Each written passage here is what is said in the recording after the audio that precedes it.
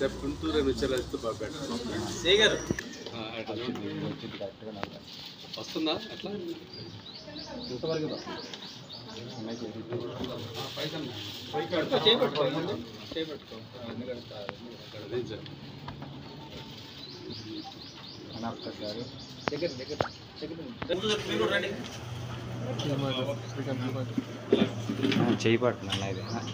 మన ఏరియాలో మన ఆంధ్రప్రదేశ్ రాష్ట్రానికి చెందింది కాకుండా ఇతర రాష్ట్రాల నుంచి కానీ వచ్చేసరికి ఏదైనా ఉన్నా కూడా మాకు ఇంటిమేషన్ ఇచ్చినట్టయితే వాటి మీద మేము తక్షణమే చర్యలు తీసుకొని మరి వాళ్ళ మీద క్రిమినల్ కేసులు కట్టి రిమాండ్ కూడా పంపించడం జరుగుతుందని చెప్పేసి తెలియజేస్తా ఉన్నాం.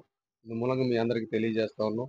రాబోయే ఎలక్షన్ని ఏంటంటే ప్రశాంతంగా సజావుగా ఎట్లాంటి ప్రలోభాలకు లోను కాకుండా ఓటర్ తన యొక్క ఓటుని చక్కగా నిరభ్యంతరంగా ఎటువంటి ప్రలోభాలకు లొంగకుండా ఓటు వేసుకోవడానికి చక్కటి అవకాశాన్ని కల్పించవలసిందిగా ప్రజలందరినీ కూడాను మాకు ఆ ఇన్ఫర్మేషన్ ఇచ్చినట్టయితే వాళ్ళ మీద తక్షణ చర్యలు తీసుకుంటామని చెప్పేసి మీ అందరి ద్వారా తెలియజేస్తా ఉన్నాం. Thank you.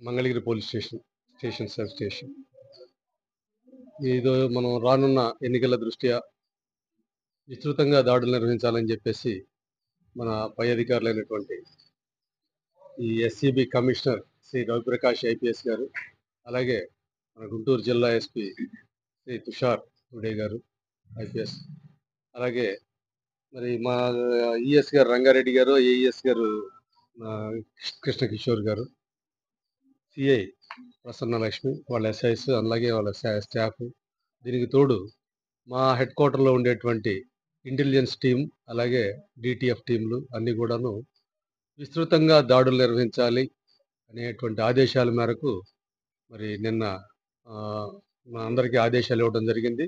అందులో భాగంగానే ఈరోజు ఎస్ఐ గారు మా టీంలన్నీ కలిసి వీరి ఏరియాలో మంగళగిరిలో అన్ని చోట్ల కూడాను విస్తృతంగా దాడులు నిర్వహిస్తూ అందులో భాగంగా మన తాడికొండ వైపు నుంచి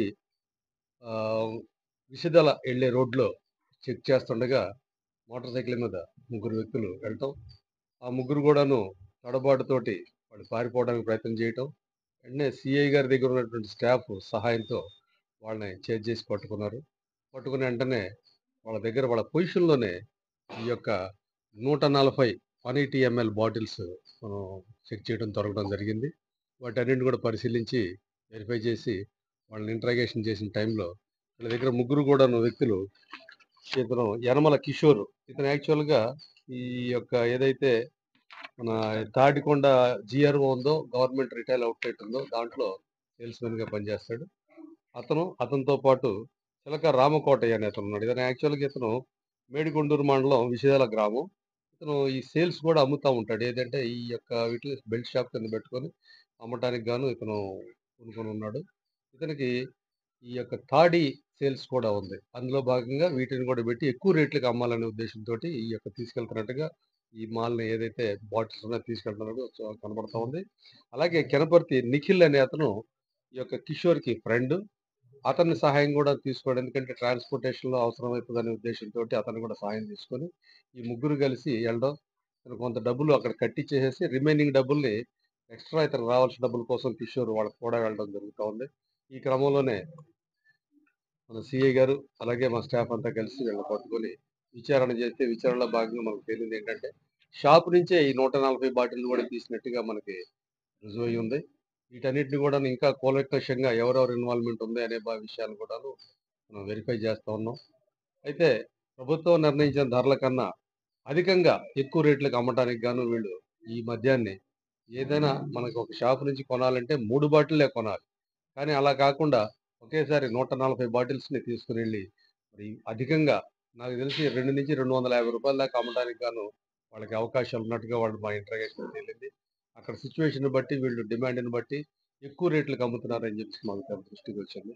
అందుకని వీళ్ళందరినీ కూడా అరెస్ట్ చేసి రిమాండ్ కూడా పంపించడానికి ఏర్పాట్లు జరుగుతూ ఉన్నాయి.